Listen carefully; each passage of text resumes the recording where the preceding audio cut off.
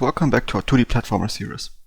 And when making this video, I wasn't sure whether I should put it into our actual 2D platformer playlist. And that's because this common mistake is likely to happen to you no matter which kind of game you're making. But before we start, please make sure to subscribe if you haven't already. So in your code you are using Transform.Translate, somehow similar to this one, but still your player won't move or jump not even a single bit. So in order to fix it, if you're using animations, please make sure that none of your animations just put a keyframe on your position. So if you're seeing this line in your animation window, make sure to delete it.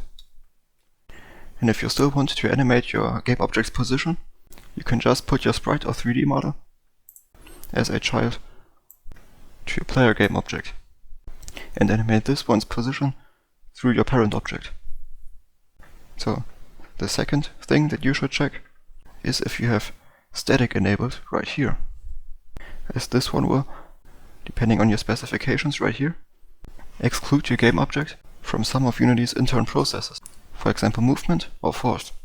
And if it's still not working for you, please make sure that you're not reversing your movement or removing your force at another point in your code.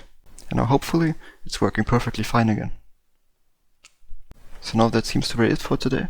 If you have further questions, please let me hear those in the comments, and I'll see you next time.